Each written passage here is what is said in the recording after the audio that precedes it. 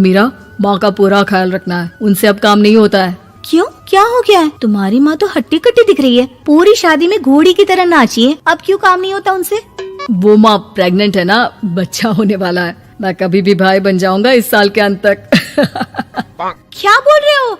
वो सर पर हाथ रखकर बैठ जाती है। यार, पहले क्यों नहीं बताया? कैसा मजाक है ये?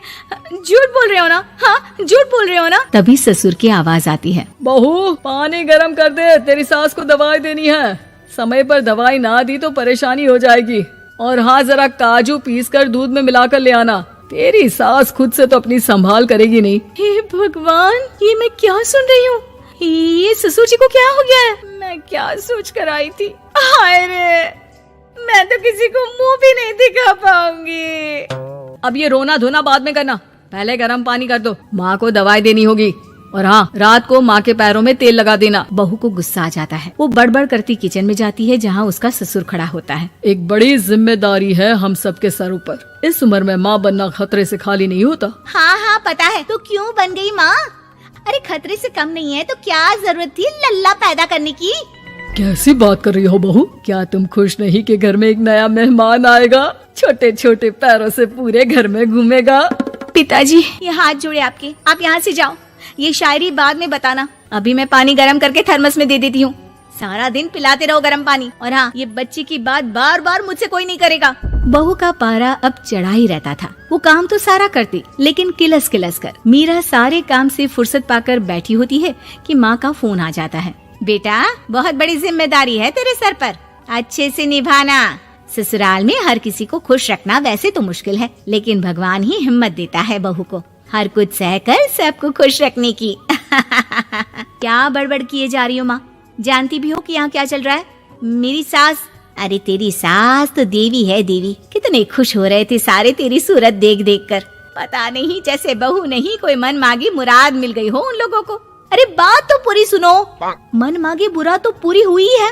अरे मेरी सास को बच्चा होने वाला है, प्रेग्नेंट है वो। क्या बकवास कर रही है मीरा? ये बात किसी को कहना मत। मुझे तो बता दिया, लेकिन अब अपनी जबान सिल ले। कहाँ है तेरी सास? बात तो करा मेरी। पूछू जरा, पोता पोती खिलाने की उम्र में खुद का बच्चा खिलाने का शौक कहाँ से आ गया?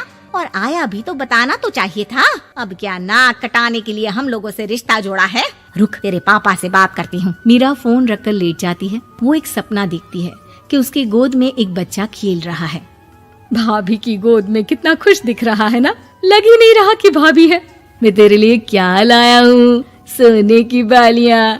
तेरी शादी में तो मैं बुढ़ा हो जाऊंगा ना। अरे कैसी बात कर रहा है बेटा, इसकी जिम्मेदारी तो तू ही लेगा।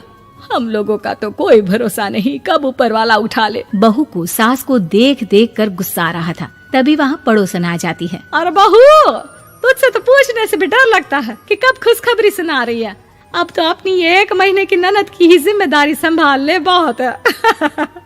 अपने जेवर भी रख देना और पैसे भी जमा करना शुरू कर दे। वो बात आगे बढ़ाती उससे पहले ही बहू जोर से चिल्लाकर उठ जाती है। नहीं नहीं नहीं नहीं, मैं अपने जेवर किसी को नहीं दूंगी। अरे कौन ले रहा है तुम्हारे जेवर? तुम औरतें भी ना सपने में भी जेवर ही संभालती रहती हो। मैंने जो सपना देखा है ना, सुनोगे तो होश उड़ जाएंगे।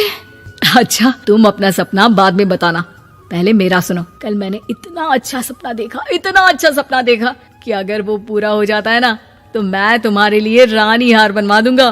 बहू अब सारे गम भूलकर पति का सपना सुनने में लग जाती है। अरे क्या सपना था, बताइए ना। बोलिए भी तो, क्या सपना है? मैं पूरा कर दूंगी अगर बात रानी हार की है तो। बोलिए बोलिए। मैंने रात को सपना देखा कि माँ को बेटी हुई है और मुझे बहन। सच्ची, इस घर में बेटी हो जाए तो मैं तो झूम ही उठूं। मीरा का मुंह बन जाता है। वो चुप हो जाती है और सपने की बात याद करती है कि बेटी हुई तो उसे ही अपने गहने उसे देने होंगे। फिर तो रानी हार की जरूरत पड़ेगी ही। भाई लड़की बड़ी होगी, उसकी शादी होगी तो जेवर तो चढ़ाने ही होंगे ना, कहाँ से आएंगे वो? कितनी समझदार हो तुम मीरा। मैंने भी यही सोचकर तुम्हारे लिए रानी हार लेने का सोचा था। अरे फूटी किस्मत मेरी जो ऐसा परिवार मिला। मेरे पापा की तो मैं अभी क्लास लगाती हूँ, जो सब जानते हुए भी ऐसे परिवार में मेरी शादी कर दी। बहू पिता को फोन लगाने ही वाली होती है कि ससुर की फिर से आवाज आती है। बहू, गरम पानी ले आ जल्दी, थर्मस में खत्म हो गया है। बाद में खबर लेती हूँ मैं पापा की, पहले सास को गर्म पानी दिया हूँ। बहू अभी किचन में काम कर ही रही थी कि मीरा के मम्मी पापा आ जाते हैं। वो हाथ में ढेर सारे फल लेकर आते हैं। मीरा के पिता मीरा के ससुर से कहते हैं, लीजिए भाई साहब, ये फल रखिए, बहन जी को खिला दीजिएगा। वैसे कैसी है उनकी तबीयत?